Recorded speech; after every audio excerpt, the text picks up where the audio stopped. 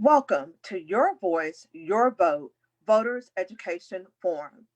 On behalf of the ladies of the Orange County, Florida Alumni Chapter of Delta Sigma Theta Sorority Incorporated, we are excited to bring to the table an important and necessary conversation to help the community prepare themselves for the upcoming election.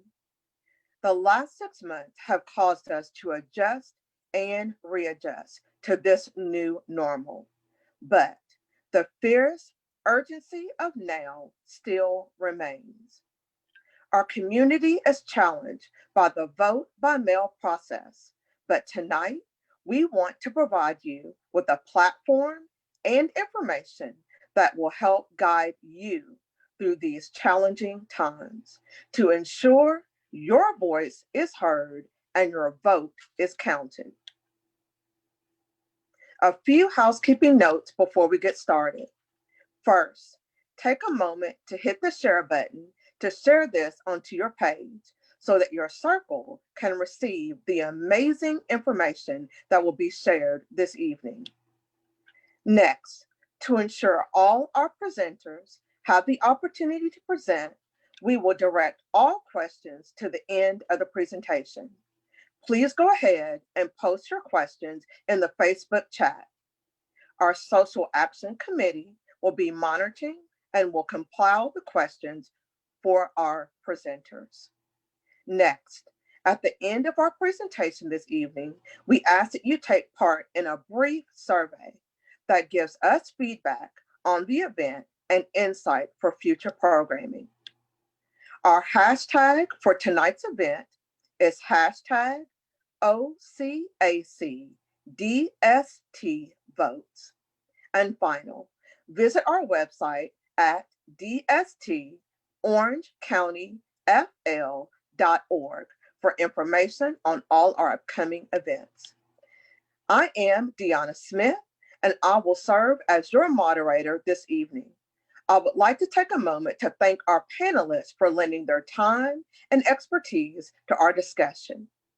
Our panelists include Mr. Bill Cowles, Orange County, Florida Supervisor of Elections, Ms. Mary Jane Arrington, Osceola County Supervisor of Elections, Mr. Russell Drake, Civic Strategist and Community Advocate, Dr. Edna Jones-Miller, Dean of Students at Valencia College, Downtown Campus, Mr. Marquise McKenzie, Central Florida Regional Organizer, Florida Rights Restoration Coalition, was to be a panelist, but unfortunately he's not able to make it this evening. And Dr. Gloria Pickar, Co-President, the League of Women Voters of Orange County, Florida. We will start our discussion with Mr. Bill Cowles, the Orange County Supervisor of Elections. Mr. Cowles has been an integral part of the Orange County Supervisor of Elections office since 1989. He was elected as the Orange County Supervisor of Elections in 1996. He is now in his 24th year as the Supervisor of Elections and has always been an advocate for voter education. He has worked with our chapter and presented to our youth groups a mock election to familiarize them and engage them in what the voting process is. Mr. Cowles, welcome. We would love to have you cover the voting process in Orange County. Thank you, Smith, and thank you to all the ladies for this evening's activity, and particularly kudos because you are one of my favorite Adopt a Precinct groups. And since Marquise is not on, he just started an Adopt a Precinct, I can say that. But I see Russell looking at me with a grin, and the League of Women Voters are, but if I was talking to the League, they would be my favorite Adopt a Precinct group as well. So, and for all of you who have worked as a poll worker, thank you very much. You know, let me start by saying first, as a kind of a ground setting thing, is, you know, you've heard all about what's happened in other states during this pandemic and the election and all that. But, you know, Florida's been very fortunate. We got our presidential preference primary in before the pandemic started. We also then got our August 18th primary election in after the height of the pandemic, and Florida was in phase 2 of its recovery. And now it appears that we're moving forward in phase 3 as we get closer to November 3rd. So much of what happened in states like Minnesota, Pennsylvania, Michigan, Wisconsin are not happening here. While we have seen and prepared for it, it has not happened. That's where we've been blessed with that. So with that, I can proudly say that in Orange County, we're going to open all 247 precincts. We're going to have 20 early voting sites, and we have enough poll workers to fill every precinct, and we've got backups to each position, and we still have 300 to 400 individuals who would like to get in and be a poll worker, but we're already full. So the community has responded to that request. So we're in good. So timeline, first thing that everybody needs to be aware of is October 5th is the last day for somebody who's never registered to vote in Florida to register.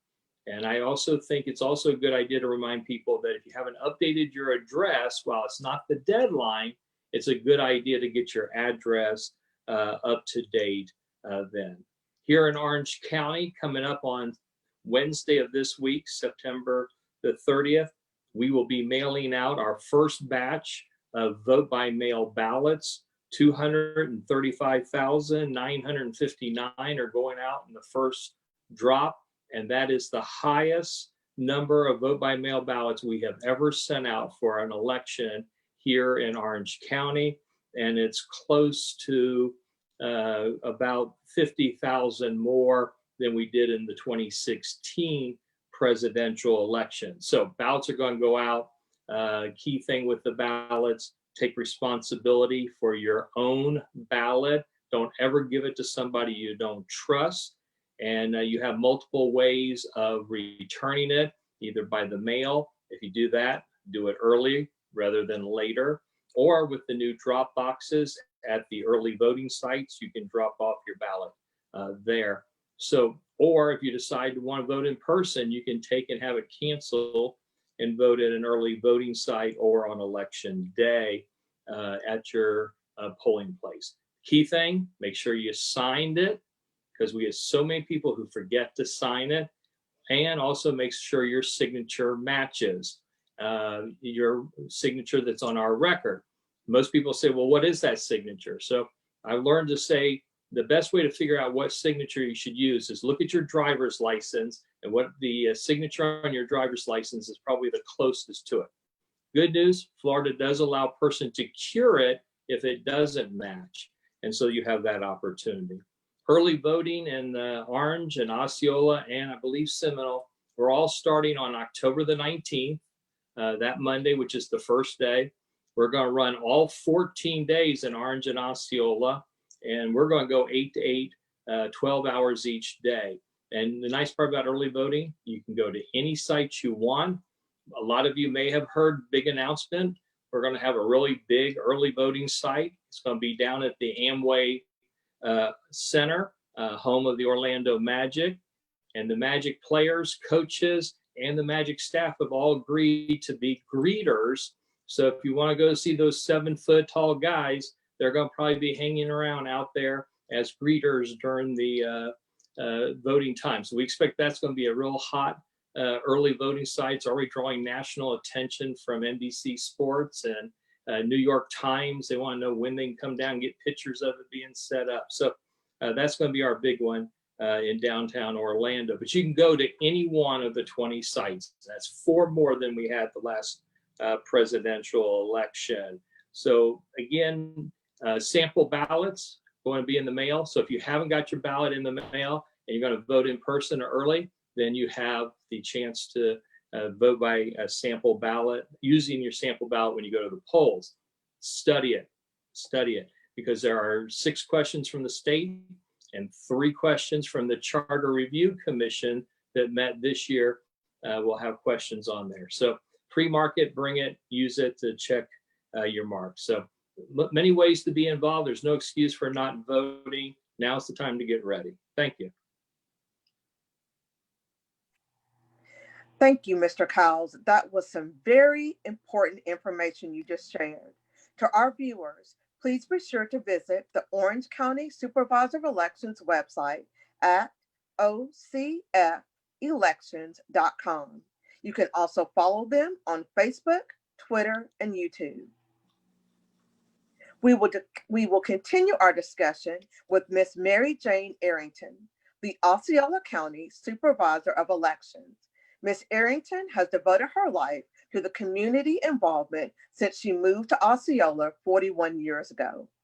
She was elected to the Osceola County Board of County Commissioners in 1994. She served on the board from 1994 to 2002. Ms. Arrington went on to become one of the founding members of the Toho Water Authority in 2003. A position she served in until being elected as Supervisor of Elections in 2008. Welcome, Ms. Arrington. We would love to hear about the voting process in Osceola County. Great. I really appreciate y'all inviting me tonight. I always love to talk about elections. They're exciting. They're really in the news. They're really important this year, more than ever. And we are encouraging people to have a plan, just as your video said. Know how you're going to vote and stick to that plan. You know, there's only one election I always tell people that I didn't vote in, and that's because life happens. And that's the joy about Florida is we have 3 ways to vote in every county. You can either vote early, vote by mail, or vote on election day. So whichever way suits you best, have a plan and be sure that you vote. Just like Supervisor Cowles said, in Osceola County, early voting is going to be 14 days. We're open through the Sunday for the election, 12 hours a day, 8 to 8. And we have 8 voting sites in Osceola County. That is 2 more than we had in 2018. Early voting is really popular in Osceola County during a presidential year. In 2016, 60% of our voters voted at an early voting site. So we're prepared with enough equipment and enough space for social distancing, as well as so we can process voters efficiently. So if early voting is your preference, we've got 8 sites and they're strategically located throughout the county. 1 in every area, whether it's Narcoossee or Poinciana or Celebration, Kissimmee or St. Cloud or BVL. We just have lots of sites located where they're easy for you to get to. And as Bill also said, the last day to vote is next Monday. And if you're going to mail that ballot in, it needs to be postmarked on the 5th. So don't wait to the last minute. You can do this online. You know, we're a society of procrastinators and we wait to the last minute to do things. So don't wait till Monday night at 11:55 to decide, oh, I think I need to register to vote. Do it now. And online is definitely the easiest way. As long as you've got a Florida driver's license or a Florida ID, it's seamless if you go online to register. Voting by mail in Osceola County is getting more popular every election. In the primary that we just had, 60% of our voters voted by mail. But what is amazing us is our requests for mail ballots are up 60% so far than what they were in 2018. And they're still coming in several hundred a day. I mean, there's no let up for the number of mail ballot requests we are receiving. We mailed our first round of mail ballots on the 24th, Thursday. People have already started voting in Osceola County. The election has begun. People received them either Saturday or today for the most part, it seems. And we mailed out 83,000, over 83,000, which is 36% of the registered voters in Osceola County. That is definitely, looks like it's going to be the choice. People are concerned about their health and safety. And if you're comfortable voting by mail, then we encourage you to vote by mail. You can drop it off at our office starting today or at any early voting site when they open on the 19th. Another thing is, remember, the last day to request a mail ballot is October the 24th. That is the last day you can request one to be mailed. After that, you have to pick it up in person or have a designee that you've approved to pick it up for you. We are also, like Supervisor Cowles, we have enough election workers. The economy, with a lot of people being furloughed, they have really stepped up and are interested in helping in elections. But we also, like Orange County, have a vibrant Adopt a Precinct program that it really helps us staff our polling locations.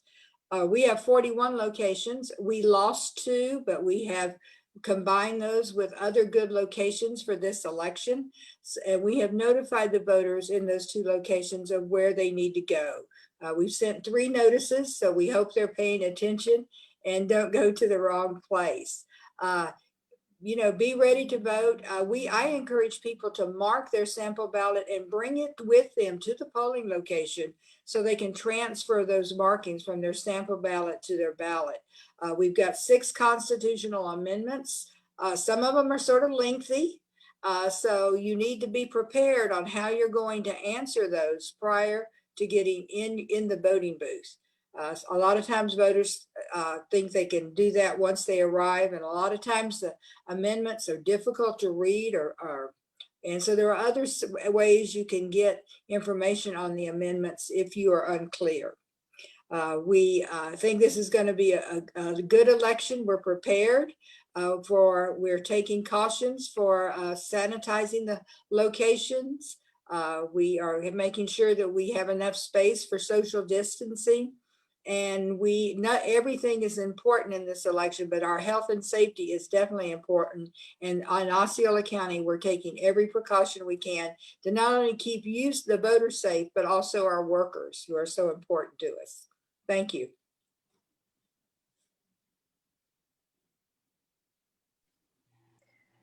Thank you, Ms. Arrington. Our Osceola voters have gained some important insight into the process for voting. To our viewers, please be sure to visit Osceola County Supervisor of Elections website at voteosceola.com. You can also follow them on Facebook and Twitter.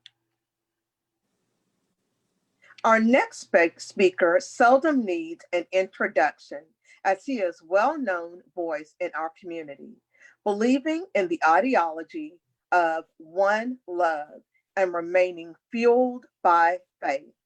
Mr. Russell Drake strives to share information and awareness to the community with the mantra of, I will not stop.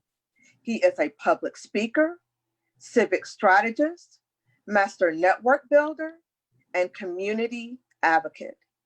Mr. Drake does not shy from his civic duty and has served in many impactful roles here in Central Florida.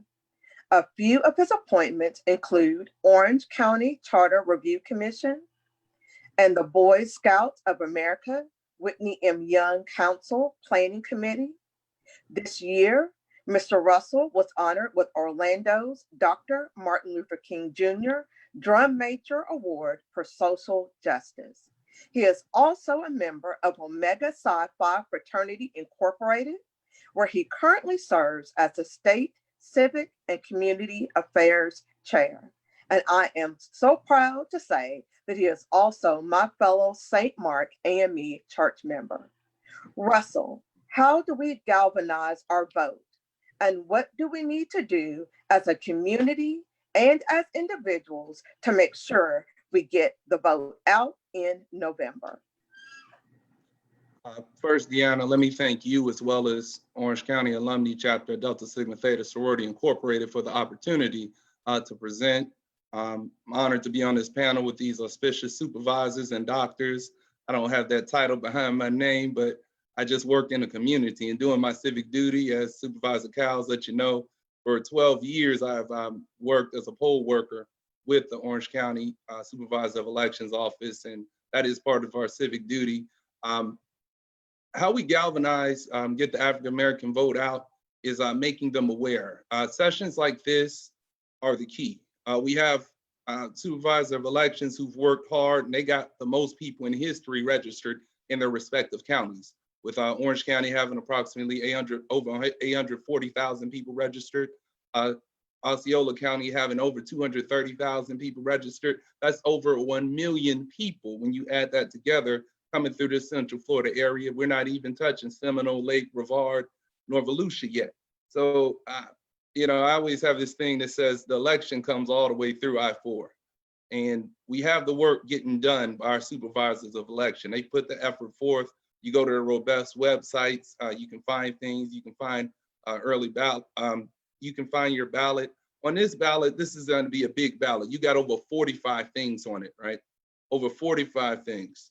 Everything from soil and water supervisors to, they talked about 6 state constitutional amendments, 3 charter review amendments in Orange County. Then you have, you know, you have the president's one item on there, and there are about 7 different people running, mind you. You know, the 2 at the top, but there are other people on there when you see the ballot, and it confuses people. I think the thing is making people aware and familiar with the ballot. So many people get confused. It's like, hey, taking a multiple choice test and having no idea what the answers are except the top 2 or 3. There are even 5 Supreme Court justices on there where that's the question, should they be retained, as well as one district court. I think they asked the same question. So appellate court rather. So, you know, you got, it's complicated ballot. And so people need to be aware. They can go to different sites. The League of Women Voters, I know Dr. Pickar is going to talk about it, but they have a robust site. See, I'm a fan of sharing information, not duplicating and reinventing the wheel. We have so many resources out here, and whenever people get over the thing of trying to get the credit and realize it's all about working together to get the most people out, then we have greater opportunities. Specifically in our Black community, we have the NAACP, the Urban League, Equal Ground, as well as our African American Councils of Christian Clergy coming together to put on events. Myself, I specialize in working with the Black Caucus, now putting out a vote the whole ballot voter guide that people don't have to go by, but it gets you familiar with it. If people have no clue, they don't feel comfortable enough going out there, unfortunately. Again, our supervisors have done their job. They remain nonpartisan in the whole process to give everybody an opportunity, but it's on us to talk to our community. So it takes each one to reach one and teach one. So you look at the fine work that Delta Sigma Theta is doing at the polls, as well as advocating and holding virtual forums like this. And if anybody's hearing my voice, hit the share button. All it takes is one person to hit the share button, and you can reach hundreds or thousands or tens of thousands, right? This is the awakening thing. It takes each one of us to reach our network. And when you reach your network, somebody else takes it upon themselves to say, you know what? I see Deanna's involved. I'm going to get involved a little more. That's my church member. They look out and they see Dr. Jones Miller and they say, you know what? I recognize her from Valencia. I'm going to look at what she shared. They look at Dr. Pickar because she's all over the place with the League of Women Voters. And they say, she's continually preached this for years, teaching us about the amendments because nobody else teaches us about them like they do. And you continue to share it. So that's how it takes each one to reach one and teach one. Aside from that, I think we need many of our elected officials to advocate to their communities in the off-election year from themselves to bring out the vote too. It's incumbent upon them too. I understand they're in office and it's not an election year, and I get that, but it's also their responsibility to make sure their citizens exercise their right. As you heard say in Osceola, they've already mailed out ballots right now. They've done a fine job and they're mailing them out. Orange County's about to mail them out. And the sum mailed out between Osceola and Orange County is like over 500,000 or something. And it's like that is, and there could be more because people have till October 24th to request a vote by mail ballot. Now, because of the climate we're in and who's in the White House, I highly suggest that people get those ballots in right now, earlier than later. We don't know what can happen with the mail right now. But I think they also both have the opportunity for you to drop your ballots off at early voting sites. And we're grateful that Osceola has expanded their early voting sites to 8. And I know Supervisor Cowles is expanding it. I hear they got to deal with Amway, working with the Magic players so people can drop their ballots off right there. So it's, it's about talking to our communities, making sure they know, sharing the information, and we can make up our own pamphlets or joint pamphlets, whichever way we want to do it. But it's continually sharing of information and reaching the people. And, I think sometimes people get so caught up in being selfish and saying, look what I've done, or look what our group have done. But, if you look at the demographics, we had an all right turnout in the primary. I say an all right turnout, and we know it could have been better and it should have been better. The goal is always to have a great turnout. The great turnout is, I think a great turnout is over 70% come out and vote. 70% is still a C though, right? Mind you that. So we really would love to have 90% come out, if we're really striving and setting goals like that, and it's like, how many people can you bring out? I'm telling you, as one person, I can bring out 20,000 people. I know Supervisor Arrington can bring out 100,000 people. Supervisor Cowles can bring out 200,000 people. Orange County Alumni Chapter Delta Sigma Theta can bring out thousands of people. The League of Women Voters can do it. So it's like all of us are striving to raise the bar of excellence and outreach. And that's how we reach our communities in the long run. It takes each one to teach one. I thank you for the time and opportunity. As I say, I will not stop because I'm in constant movement and moving and moving. I was actually just on another Zoom call during this one. But, we're going to keep it moving. And as always, one love. Thank you. Russell, thank you to all of you do in our community. Thank you for these tips and steps for our viewers. If you are not following Russell on social media, check him out. It is a true treat. He is on all platforms, and you can learn about his work at therusselldrake.com. As a voter, you've got to have a plan. As we prepare to go to the polls, you need to know who you are voting for and why. That requires research. Our next panelist is our very own chapter member, Dr. Edna Jones-Miller. As the Dean of Students at Valencia College, she is committed to academia. She daily devotes her commitment to student success and to equip her staff with the tools and resources they need to excel. Just the same, she is committed to voters having the tools they need to make informed decisions as they vote. Tonight, Dr. Jones-Miller will share important tips as you begin to research the candidates, the issues, and amendments on the ballot. Dr. Jones, what are your recommendations for the audience as to what they need to do to prepare for this election? Well, good evening, everyone. First of all, thank you so much for the opportunity to be part of this amazing panel of guests. And so tonight I am going to talk about researching candidates and why that is so important. And so essentially, I'd like to share with you all a few simple strategies of how to advance from a registered voter to a more informed registered voter.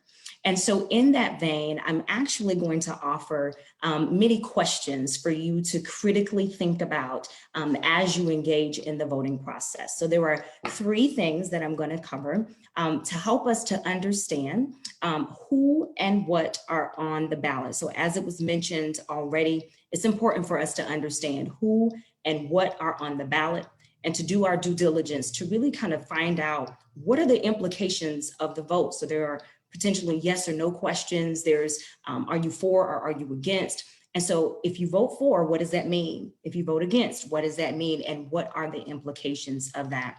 So the 3 strategies that I'd like to briefly share with you tonight in terms of researching candidates and researching the ballot as well is to first research the job description that the candidate is running for.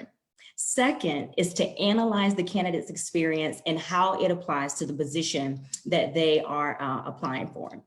And then to vet the candidate's values and how they align with yours. That's really important. So we'll make sure we cover that. So in terms of the first strategy of researching the job description that the candidate is running for, it is so important for us to really have a good understanding of the job and what its function is in the community. Why does the job exist? Who is it designed to help? hopefully is designed to help everybody. But of course, there are some roles and responsibilities that are specific to subpopulations or whatever it may be. So it's important to understand that role and the function of that role in the community. And then I encourage you to really sort of think about, how will the person's decisions in this role impact you or impact your family? So that's the first strategy, to research the job description. The second strategy I'd like to offer you tonight is to analyze the candidate's experience and how it applies to their position of interest. And so essentially, we should know that candidates are applying for a job. And if you think about it, you are actually part of the hiring committee, and you use your vote to decide whether or not to hire a particular person. So it's so important for us to really sort of think about what is the candidate's experience? What does their resume say? And how does their experience align to the job position that they are applying for that you've already researched? And in many instances, just like you are part of that hiring committee with your vote, in many instances, you are also paying them, and you're paying them with your tax dollars. So that is actually one of the important things for us to make sure that we're considering. Is the person qualified to do the job? So hopefully after you have done your research of finding out, well, what is the purpose of this job and why is it important, and what does that mean for the community? And then this person who is saying that they are able to do the job, have they proven it? How have they proven it? What documentation can you read, or what experiences can you learn about to make sure that that person is a reputable source for that job? Also, something that you want to think about, do you want this individual to function in this role on your behalf or on your community's behalf? So when you are casting your vote for a particular person, that is what you are saying. You are entrusting your confidence and you're entrusting your vote with that person to operate on your behalf. And so the third thing, the third strategy, after we've researched the job and we have a really good understanding of why it exists, and then we've taken a look at the actual candidate who has applied for the job, then you want to vet the candidate's values and how they align with yours. That's so important. So again, do you want this person to represent you and to represent your family? One of the ways that I would recommend that you kind of take a look at that and what it means to vet a candidate's values to see how much they may align or not with yours is simply to use the good old internet and to do potentially a Google search or whatever search engine that you use, and to really take a look at some news articles and take a look at some interviews. I'm one who believes that out of the abundance of the heart, the mouth speaks. And so when a person is given the opportunity to do an interview to articulate what it is that they believe, what it is that they value, their level of experience and expertise, that really will help us to have a good understanding. So now I would like to sort of give you a caveat here in terms of when you're doing that research on the internet. Now we know that there is a lot of stuff out there and there is some false information out there. So you have to make sure that you are using reputable resources and sources that have accurate information. That's important to make sure it's correct. And then you are encouraged to form your own opinion. And so there are some things out there that are designed to, sway you one way or another, but let's think critically about engaging in the voting process and really developing our own thought process of what we value, what we believe, and what we want to vote for. Another thing that you want to think about that I would recommend is thinking about whether or not this person's stance on a particular issue is important to you. What is their stance? What is the issue that that's important to you? And then what is their stance on that? Are they in alignment with your values? So important. And another thing I'd like to encourage you to do as you are vetting candidates, there is something that we call incumbents, which are individuals who are currently holding the office and they may be running again. And so I recommend that you vet actions and voting records of incumbents. And so I've heard it said before, what have you done for me lately? And so taking a look at this person's actions and their records to really sort of figure out should they be maintaining this role? Is that someone that you can entrust to say, okay, I can count on you to continue to advance our community if you maintain this position? So that's something that I would encourage you to do. So as I sort of recap, one of the things that I also want to make sure that I mention in terms of researching the job description, again, it was mentioned earlier tonight that it's not just about candidates that are on the ballot, there are also issues that are on the ballot. And it was mentioned before that some are hard to understand. You know, I've started researching and looking at the sample ballots, and some of the questions I had to read more than once, you know, to make sure that I understand. And I want to make sure that I encourage you to do the same, to research both job descriptions and the issues that are on the ballot. And just to recap, the 3 strategies are to, 1, research the job description to ensure that you understand what the person and the candidate is running for, to analyze the candidate's experience, to what degree do they align, and how do they match, and is that person a good fit? And then one of the most important things I'd like to encourage you to do is to vet the candidate's values and see to what degree that person aligns with what you believe and what you think that we need in our community. So that is what I would recommend that you do. So thank you so much for the opportunity to participate. Dr. Jones, thank you for this phenomenal insight. All right, Central Florida, now that you have the blueprint, be sure to make your plan. Everybody's plan is different. You may vote by mail, you may early vote, you may vote on election day. Whatever it is, do your research and have a plan.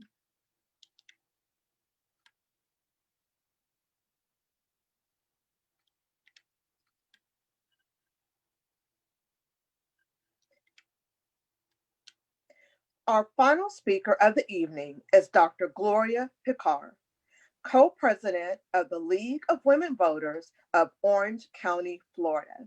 Dr. Pickar has more than 40 years of experience in business and higher education. Dr. Pickar has a proven record of developing community, government, business, and education partnerships. Organizational leadership and coalition building are her passion. The League of Women Voters is a nonpartisan political organization that encourages citizens to be informed and active participants in government. The Orange County, Florida Alumni Chapter of Delta Sigma Theta Sorority Incorporated is excited to partner with the League as their initiatives and advocacy align with our 5-point programmatic thrust.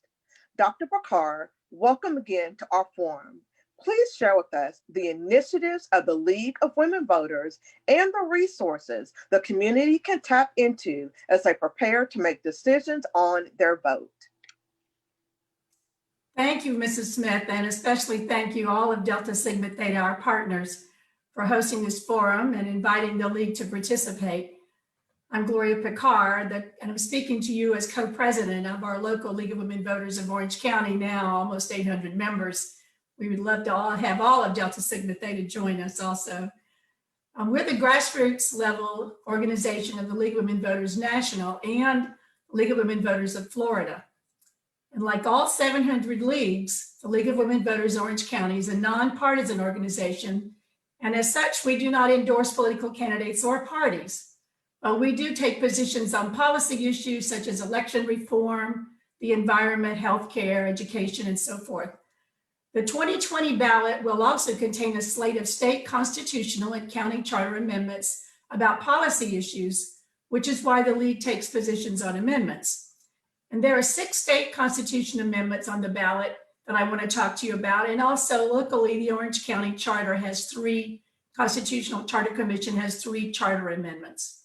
Let me start with an overview, just some general comments. The League does not believe that tax and spending issues belong in our state constitution.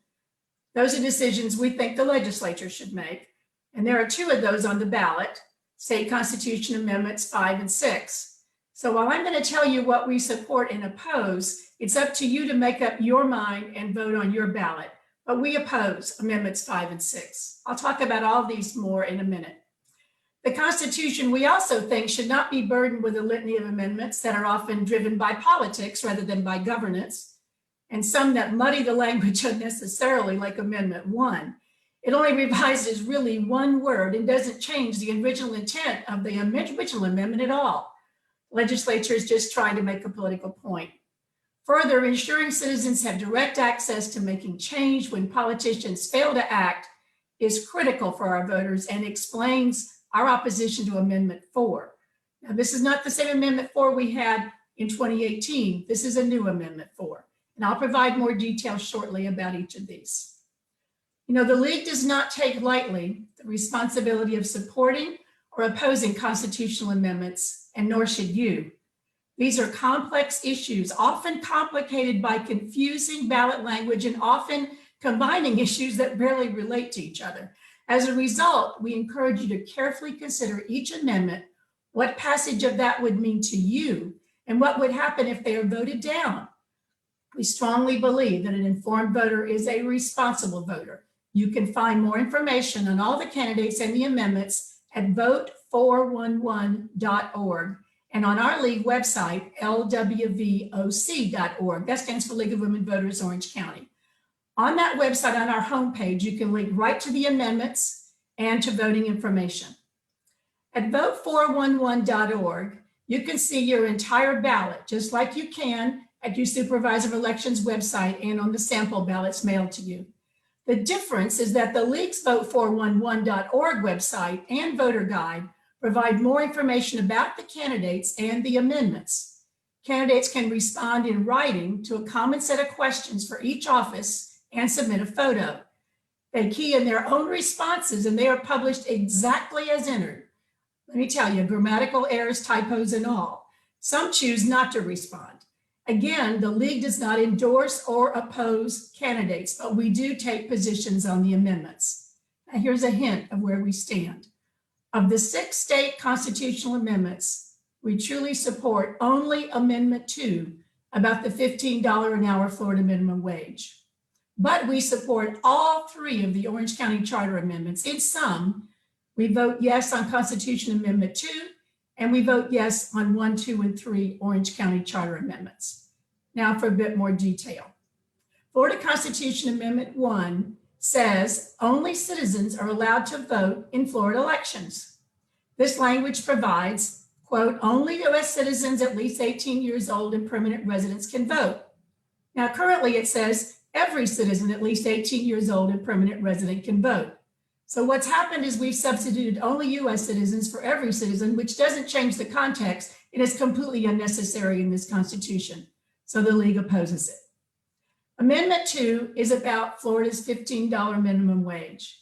Currently, we want to raise it from $8.56 an hour to $10 an hour starting September 30th, 2021. And then we want to raise it $1 each year until $15 an hour is achieved in 2026. We think that the current $8.56 an hour or $17,800 a year does not provide a livable wage, and it hasn't kept up with inflation. If it had, we'd be well over $15 minimum wage by now. The League supports Amendment 2 to raise Florida's minimum wage to $15 an hour, and we are proud to do so. Amendment 3 says it's about top 2 open primaries for Florida elections for the Florida legislature, our governor, and our cabinet. Now we call these jungle primaries, in which all candidates, regardless of party affiliation, would be listed on the same ballot, and the top 2 finishers in a primary would have then advanced to the general election. You know, currently there are more than 3.5 million no party affiliation voters in Florida, and they don't get to vote in our primaries. We do support open primaries. We're just not in favor of top 2 candidate or jungle primaries. And our reason is simple, because our analysis shows that top 2 open primaries would make it much harder for Black and minority candidates to win legislative races. So the League opposes Amendment 3. Now, Amendment 4, where it's talk about 2 elections instead of 1 to approve state constitutional amendments. Whoa, this would increase the difficulty, the cost, and the time to amend our state constitution by any means. It essentially shuts out citizen-initiated, citizen petition amendments. We must protect the citizens' right to petition our government, and the League opposes Amendment 4. Amendment 5 is expand Save Our Homes tax savings portability from 2 to 3 years.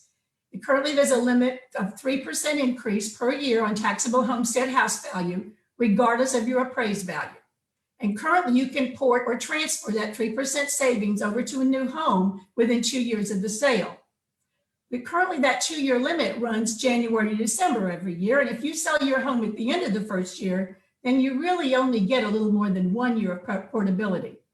So this would increase it to 3 years, which would guarantee you at least 2 years. So we think this is a good idea, but this should be Florida tax statute law, not constitutional law. So the League opposes Amendment 5. Now on to Amendment 6. In this one, the spouse of a deceased veteran can keep the homestead property tax discount gained by the veteran. It allows a homestead property tax discount to be transferred to the surviving spouse of a deceased veteran. This would be in effect until the spouse remarries, sells, or disposes of the property. Again, that's another good idea. But again, it should be in Florida statute tax law, not in constitutional law, which is why the League opposes Amendment 6. Now, before I close, Orange County Charter amendments. Amendment 1 is rights to clean water, to prohibit pollution of Orange County water, fair and simple. It allows for citizens to protect and even file a lawsuit on behalf of our water. And you know, Orange County would join Ecuador, New Zealand, and about 36 other US communities who have natural resource rights laws. How the League supports this amendment, hands down. Amendment 2 is something we've been fighting for years. It's to continue to protect split oak from roadways and development. Split oak is conservation land that straddles Orange and Osceola counties that since 1998 has been protected forever by Florida voters and the Florida Constitution. Orange and Osceola counties want to put an expressway right through the bottom quarter of this land for major development around it. And they want to put that expressway that would detract from this prized conservation land. The League says no. And the League says no because this is unconstitutional. The League protects the Constitution of voters and developers. The League supports this amendment to protect split oak.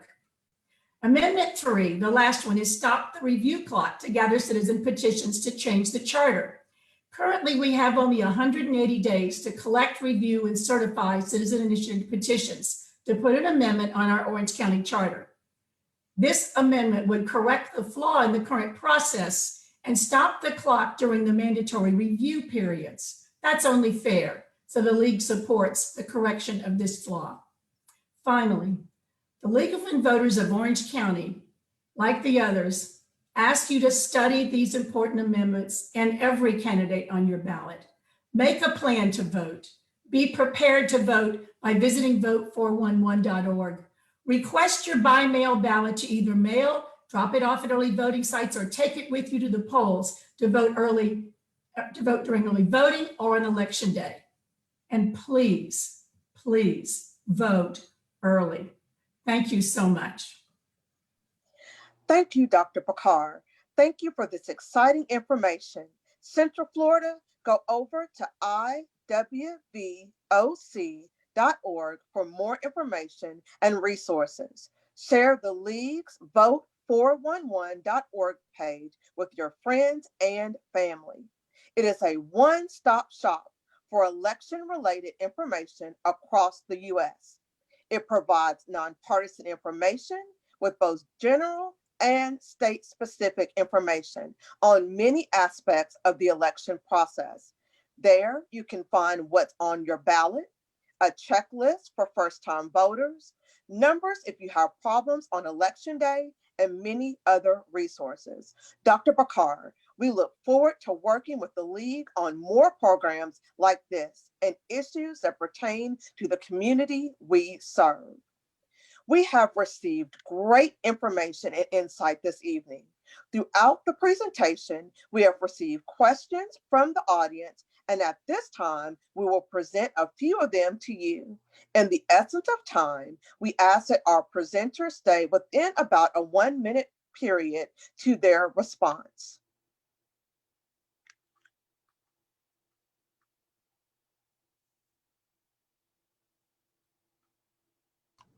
Our first question, what are good websites for researching candidates? Dr. Miller, would you like to answer this question? Sure. I think it was already mentioned a couple times that vote411.org is a really good website. Gives you the opportunity to actually put in your address so that you can get the ballot for your area. That's a really good website. I've also looked at the Orlando Sentinel. Sometimes they do publications and spreads on candidates. Ballotpedia.org is also another good one that will share information about ballots, will share information about election dates, so on and so forth. And of course, I mentioned earlier how it's important to also take a look at voting records of incumbents. If you want to visit the Florida Senate website, Florida Senate, well, flsenate.gov, you can also visit that to take a look at some of those voting records for those who are incumbents who are running again for positions.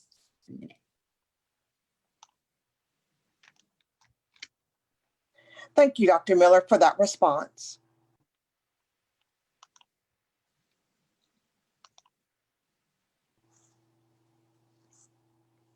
Our next question, what if I request a mail-in ballot, but I decide to early vote or vote at the polls on the election day?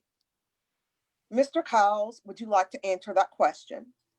Well, I think the key point here is until you've returned that ballot to the elections office and it's been accepted, you have not voted. So you have that option to take it to an early voting site or a polling place. And if you have the ballot with you, you turn it in, they cancel it, and then they give you a regular ballot. If you don't bring it with you, there's an affidavit that you just sign acknowledging that you don't have it, but you can then vote. All of our systems are networked together to prevent people from voting twice. Something about that principle of one vote, one person, one election. Thank you so much, Mr. Cowles. Ms. Arrington, would you like to add comments to that?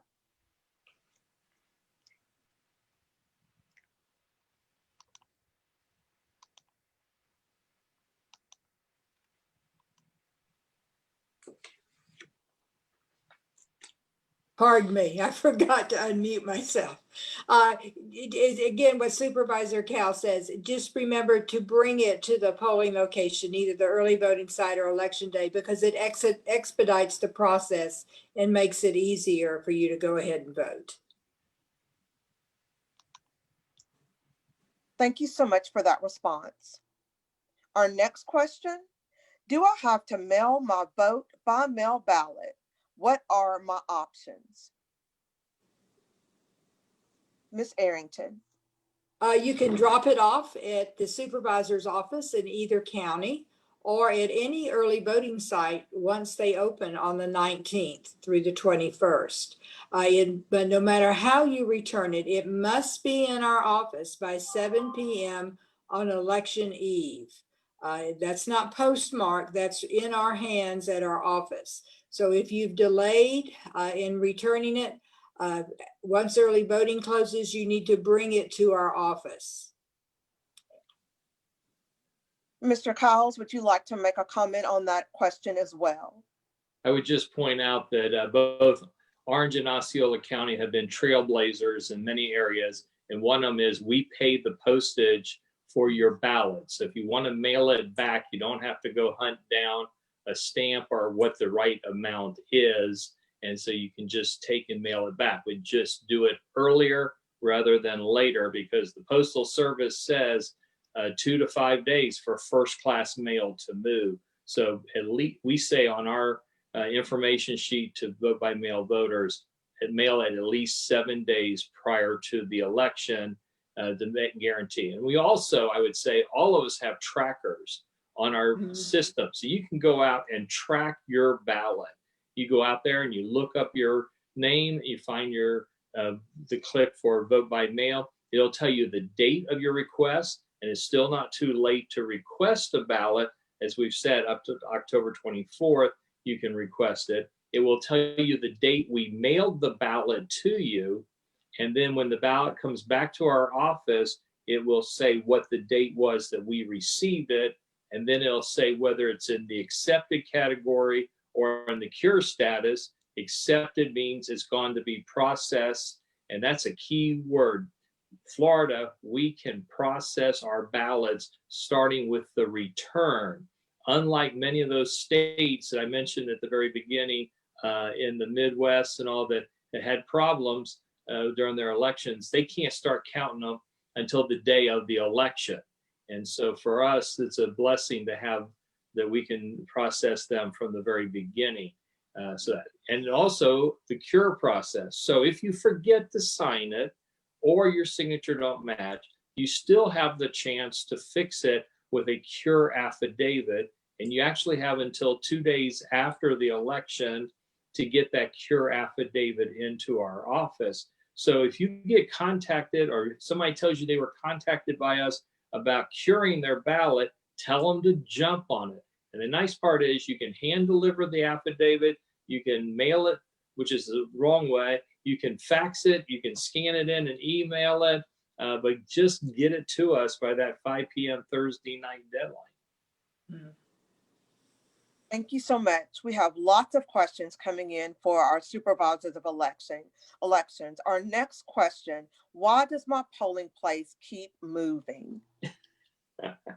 Because nobody builds one for us. And so we're at the mercy of the community to find them. And, and many things have changed. I mean, it used to be schools were good, but because of the Jessica Lungford Act, not having people on property has limited the use of schools, even though they are public facilities. Churches have expanded to daycare, Mother's Day's out, private schools, and their space has become limited. So it's a very big challenge. And a heads up, it's going to get worse in 2022 because 2022 is the year of reapportionment and new precincts being drawn. And then we have to find polling places within those precincts. And so a lot of voters will be changed to a new location coming up in 2022. But our sample ballots gives you the exact location with directions to where your facility is. Check it. All right, thank you so very much. Our next question, I am registered as an independent. I could not vote for my candidate or choice during the primary election. Why? And will I have the same problem in November? Go on, Mary Jane. Okay, Florida is a closed primary state. That means you must be registered in the party in which you choose to vote in 29 days prior to the election. If you are not registered with that party, you cannot vote in their primary. So we, in this past primary we had in August, we had basically two parties. We could have had other parties if they had candidates, but in Osceola County, we only had either a Democrat or a Republican party primary. But often in primary elections, you have other choices. So it's important that even if you are registered with a minor party or no party affiliation, that you vote in primary elections, because there are things often on there that a no party affiliation person can vote for. In November, we all vote the same ballot, so you won't have that problem. If you're in whatever precinct you're in, everybody in that precinct gets the same ballot. So that problem only happens in primary elections. Thank you so much, Ms. Arrington. Thank you again to all of our panelists for your time and insight this evening. Central Florida, thank you for joining this event. We would love for your feedback for future programming. Please remember to complete the survey. The link and QR code will pop up on the screen shortly and can also be found in the chat. It has been my pleasure to serve as your moderator. My name is Deanna Smith. We will close out our evening with a few words from our chapter president, Ms. Latricia Pender.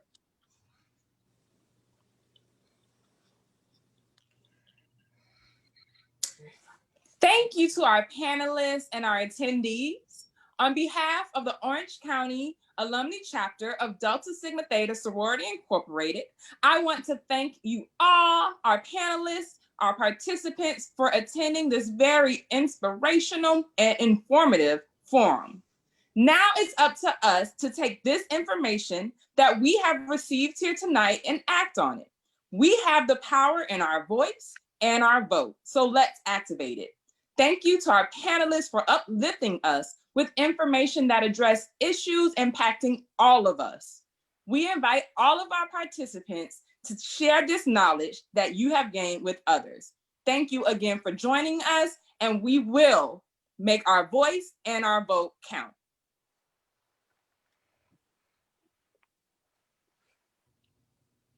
Have a good night.